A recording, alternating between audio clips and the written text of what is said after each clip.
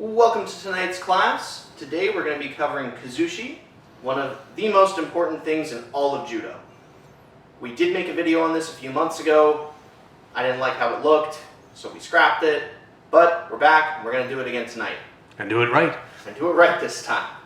So, what is Kuzushi? You hear us say it a lot. What does it mean? Kuzushi is the first step in every throw. 3 steps, Kuzushi, Sakure, Kake. And what it means is off-balancing your opponent. Sounds really simple. Doesn't make it easy all the time. So, now that we know what it is, why do we care about Kuzushi? Kuzushi makes your life easier all the time. It makes it easier to sweep an opponent if they're in your guard. That's how that works. It makes them easier to throw, and it makes it easier to escape pins. All things we will demonstrate later. It also is something that you need to use in kata to make it look pretty. So you can't escape it by just deciding that you're going to be doing kata all the time. Now, there's a few ways to visualize and to use Kuzushi that you need to keep in mind with everything you do. The first one is stance.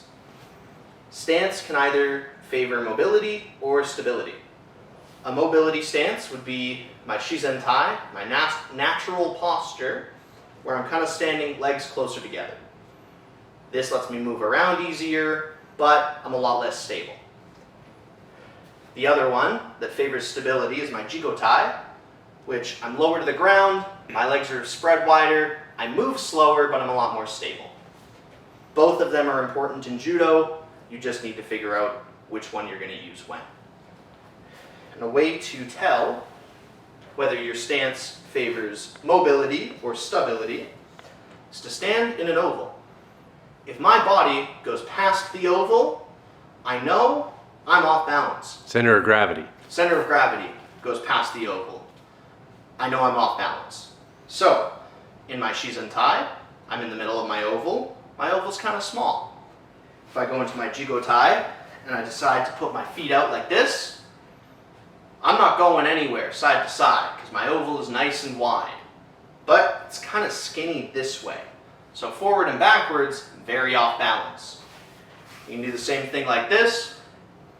Forward and backward, very stable because my oval is kind of very long that way, very skinny this way. I fall over sideways quickly, and so on and so forth.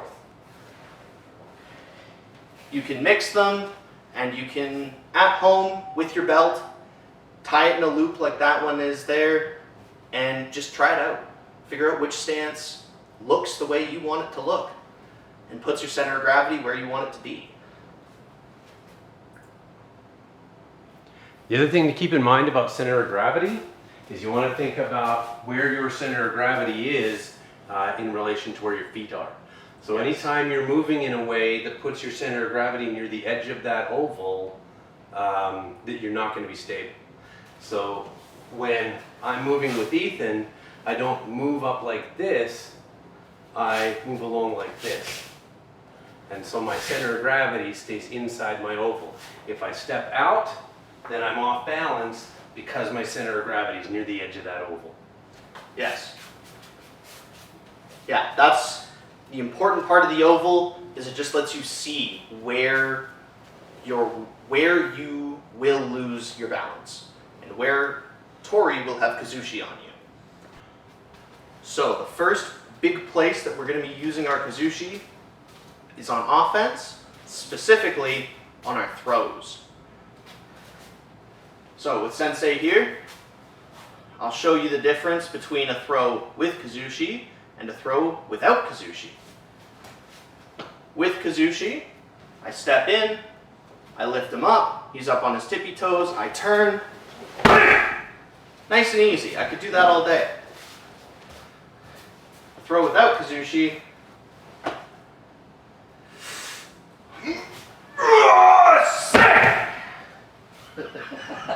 That takes a lot more work. Way harder. Way more effort. My shoulder's kind of tired now. And I did it once. So, That's why, very important, make sure you have Kuzushi on your throws. Well, and if we turn that around, and I don't have Kuzushi, I don't know if I can, yeah, I can't do it. Whereas if we do have Kuzushi, like Taitoshi, he's easy to throw, like it's effortless. So, now you know it's important. Why, or how do you generate it? I get my words confused. So, there's 3 ways to generate Kuzushi. All 3 are going to mix with each other all the time. The first way is with your grips. This one is everywhere. You will always be using your grips. That would be on my Ogoshi, looking at my watch and pulling him in. That's simple. Another way is Renraku Waza. This one's more a competitive thing. If I go for Ouchigiri and Sensei leans forward, I add my grip, I step in, I have Kuzushi for whatever forward throw I want, going that direction. When if you think about that oval Ethan was showing you a second ago, look at where my center of gravity is in relation to that oval. Like I'm right at the edge of it and just falling out. And the last way is movement. This one's harder to do onto a mat, so I'm just not going to throw Sensei because I'm not confident I'm actually going to get onto the mat. But the big way you would do this, I run into him, he moves, we spin, and the whole time that we're doing stuff like that, he has to lean outside his oval to move. If he's in a super stable stance, he can't move. So I make him move. So that's how you use it for throws. Now for sweeps, So he pushes me backwards, and it but keeps the top half of my body forward, and the back half of my body goes back. He hangs on to the top. Let's see, the bottom half of my body goes back. He hangs on to the top half, and that tips me over close to the edge of that oval. makes him change his oval so that he's no longer in it. My job becomes so much easier. Now, the other way that we're going to use this I'm just on going to make offense- sure he's in the frame. You're in the frame. Perfect. Awesome. Now, the other way we're going to use this on offense is for sweeps. You could call this defense, and Iwaza gets a little fuzzy. Sensei's in my guard, but I don't want him to be on top anymore. I want to get a pin. So, I get into my scissor sweep. If Sensei leans forward, I can sweep him. If he doesn't, I'm way stronger than Sensei, and I can't do that if he stands up like that. So, I pull him on top of me. Becomes easy peasy. Pull my hands, push my legs. That's all. Over I go. All I need. Now I'm on top of him. This is Osaikomi. And from the point of view of Uke, as soon as he started moving me, I couldn't have stopped him if I wanted to. Like there was nothing I could have done about that. So an important point to remember, no matter what sweep you're doing, I need to pull him onto me. Because if he's here, I can sweep him and he can't stop me. If he's here, I can't sweep him, no matter how hard I try. And flipping that around, if you're in somebody's guard, put me in your guard. If you're in somebody's guard, that's why it's so important to posture up, to lift your body weight up. And from his point of view, to get a hold of a gi or something like that and pull me down. And we're going to be fighting that. I can't break his guard from down here, and he can sweep me. Whereas if I can get up like this, it's tough for him to turn the tables on me, and this is when I can break his guard.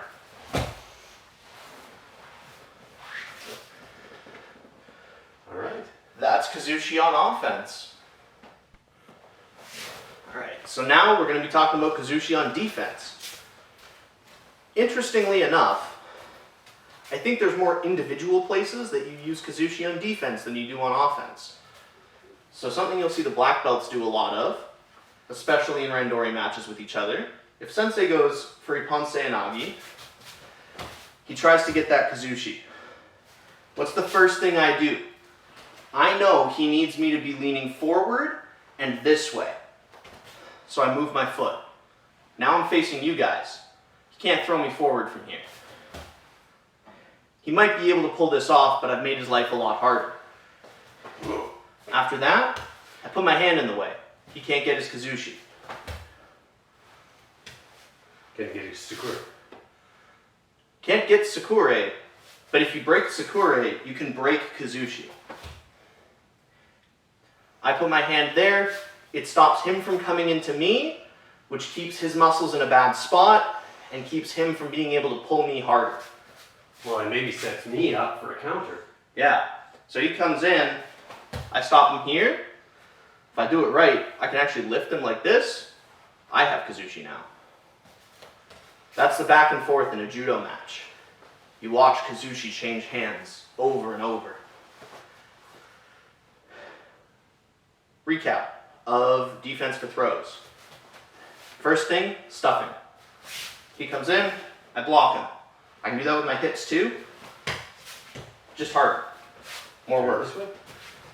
He comes in, use my hips. More dangerous. If it works, usually turns into a really cool throw, but it's more dangerous. Second, position. He comes in, I move. I get rid of his Kuzushi. That's why knowing every throw is still valuable, because it means you know where they need their Kuzushi to be. I'm too short for Uchimata, but I know where the Kuzushi is. And he can do an awesome Uchimata Sukashi. Yes, I do like that. Won a tournament It with is- that one. That is Great a fun footage. throw. Yeah. On Newaza, there's a few places we can use it. As Sensei was saying, keeping your posture in the guard. If you know what their sweep needs, which is always for you to be arched over them, then you know, stay back here like this. You're safe. If you can't get anything, the ref will just call mate. But where it gets a lot more interesting is if I'm on the bottom and I need to defend myself from a pin.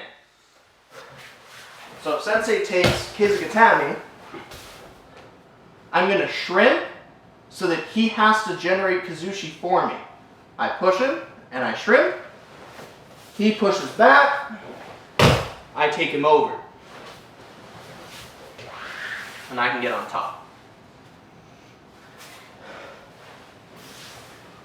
But if I don't use Kuzushi, Show that one. I love watching people work on this escape and not having the Kuzushi. well, especially when they're out here like this. Yeah.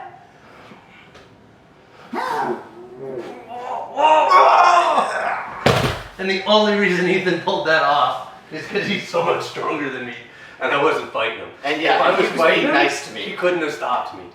So, And you saw the difference between how much work that was and how effortless the other one was.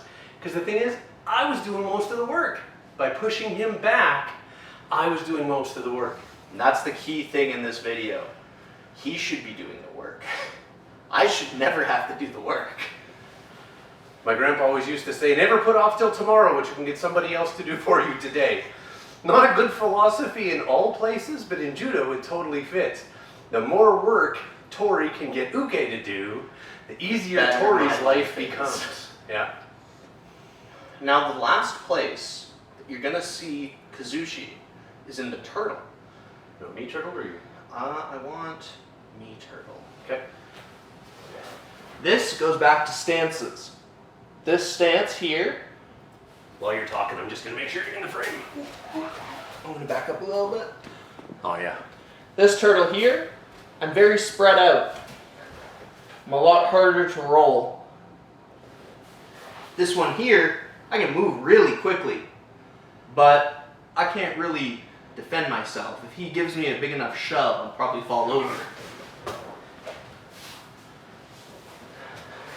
So remember that, just like Tachiwaza, there are stances in Newaza, and it is important to know what your stance is. Is it wide? Is it narrow? And you can picture the same oval. Like if you draw a circle around the base where I'm touching the floor, you can do that in Newaza too. You can That's move right. back down into turtle. Bad turtle. Tuck your Bad knees in, turtle. tuck your elbows in. So he's making this circle really little, spread out. When he spreads it out, he makes his oval bigger and he lowers his center of gravity. So those two things make it way harder for me to roll him over. Is there anything else you'd like to add? The only thing I would add, come back into turtle. Yep. Really bad, like a nice high turtle. Okay. So what I'm going to do for this one is I'm going to change the shape of his oval from 4 points to 3. Ah. So I've taken away that corner. And that's what allows me to roll him over. If you think it, and I'm thinking it because I'm looking at it, if you think about a camera tripod, if it's sitting like this, I can't tip it towards any of the feet. If I want to tip it, I want to tip it straight back that way, where there's no space. And that's where there's no foot. And that's where tripods hang on to you, or hang on to the ground. So it's the same with him. He's up like this, hand, knee. That's what's keeping him off the ground. So if I take one of those away, that's how I roll him over. Well, and you saw when Sensei pulled my elbow out, even before he rolled me, just pulling my elbow out, the side of my face goes on the mat. That becomes his oval. So there's a great big empty space in that oval, and that's where I take him. Thank you, that is something I completely forgot to even write on my script. Yeah. Awesome. All right. Anything else we want to hit? I think that's it. Okay. Kuzushi sounds very simple, and I promise you will get a better grasp of it as you get better at judo, but it takes time and effort. So why don't we wrap up with a couple of practical exercises in how to generate Kuzushi. So every time you do uchikomi, when we do uchikomi, we don't step in for uchimata like that. We always step in for uchimata or any other throw like this, right? So when you're doing it by yourself, you don't do a throw like this. You always do it like this. Wow. Remember that drill Sensei Yoan was doing? Yeah. For those of you who were there, where we stretch the belt Stretch out. the belt out. So you're practicing every time you do a throw, generating that Kuzushi first, and then stepping in. The next place where it's gonna take some thought is in your Renraku Waza, in your ABCD. So think about, I got a great example back from one of the athletes. She'd done a really good job, picked some throws that she really liked. The problem was they didn't lead into one another. So she'd gone from, I'm making this up because I'm sorry kiddo, I don't remember the throws. But say from Ippon Seyanagi for that corner to Osoto Gary to that corner. So what you want to do instead is make sure each throw leads into each other. So I'm going to go Ko Uchigiri to that corner. He steps out of the way. Now I'm going to switch to Taitoshi. So for each of your ABCD throws, make sure that they lead into each other. So my Ko Uchigiri, if that doesn't work, I'm going to go Taitoshi. If that doesn't work, I can go O Uchigiri. And if that doesn't work, I can turn it around and go Sasai Tsurukomiyashi. And then once you've decided on each of those 4 throws, and please fill out that form and send it to me. info@medhatjudo.com. Send it to me. And between me, Ethan, Sensei Scott, Sensei Steve, we'll make sure to get you some really good feedback. And then you can use each of those throws to lead into each other, and then that becomes your Renraku Waza drill. So that's why if you're not sure on your ABCD model, if you're not sure, I really like this throw here, but I don't know how this throw leads into that throw, send us a message, send us an email. And we got 4 senseis available, Sensei Scott, Steve, Ethan, and myself. Happy to touch base with, we'll figure out between the group of us ways that you can do it and modifications you can make, other throws that would be similar. We'll help you solve it. All sorts of stuff. Yeah. So when you're doing uchikomi, know your ABCD and practice that. Practice your Ko Uchigiri. That was wrong. Practice your Ko Uchigiri and then lead that into Taitoshi. And if that doesn't work, from Taetoshi into O-Uchigiri into Sasai Surkomiyashi. So let your uchikomi be one throw to another, and then start with Taetoshi. And somebody rears back, so you switch to O-Uchigiri, and that doesn't work, you switch to Sasai Surkomiyashi, and then you switch to another throw that'll work. And just keep moving around with your Kuzushi and with your uchikomi. And have different lengths of Ranraku Waza. My best Ranraku Waza, 2 throws, doesn't work as 3 throws. I can't fit a third in there. Okay. Because of how the 2 work. Having 3 and even 4 throw Ranraku Wazas just memorized is good, and you should do it, and it's something I need to be better for. But sometimes you're going to find a combo that just really works, but it's just 2 throws. Yeah. His is a Pansei Nagi into Koichigake. Yeah, and you know, both of those are dropping techniques, so they're not as flexible for Ranraku Waza, but if you find a combo like that that just works, feel free to use it. Just have others. I guess what I'm working on is the judo equivalent of shadow boxing. Yes, yeah. So you're always practicing movement. The other thing is, as you're moving, always keep your center of gravity within your oval. Yeah. So picture that oval and make sure wherever you move, judoka don't move like this. Judoka don't, overstretch their ovals. Keep your weight in the center of that oval. The other place that helps you is right now. It's really icy out there. I read a great article a while ago on the benefits of judo, and the one is we don't fall on the ice nearly as often as people who don't do judo, and when we do, we don't hurt ourselves. So if you fall on the ice, make sure your body's tucked in and make a break fall out of it. But the other thing is, if you keep your weight in the middle of that oval, not like that. If you keep your weight in the middle of that oval, then you're far less likely to slip on the ice. And if you do, then you're far more able to catch yourself before you fall down. Yeah. So Kuzushi works in both directions. Yeah. And Anything foot else? slides. What's that? When you do that, slide your feet. Don't. Oh yeah. Yeah. Because lift your foot up again. Where's his oval now? His oval is a big circle around that foot. There's a reason I'm holding on to Sensei for this. But that's his whole oval, is a big circle around that foot. So now, if I pull this, it becomes very easy to throw, because his oval is tiny, right? Whereas if he keeps his feet on the ground and slides around, his oval stays the size of 2 feet, from this foot all the way back to that other one.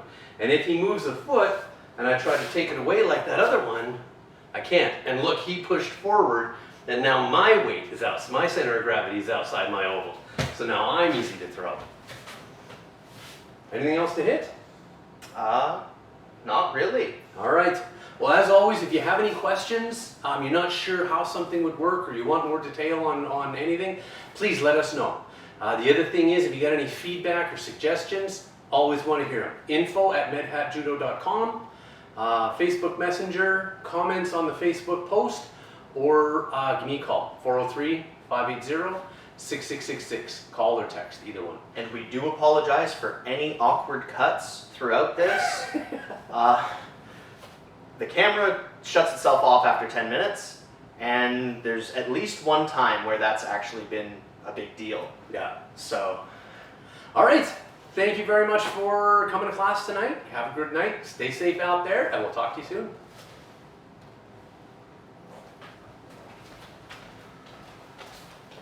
Perfecto.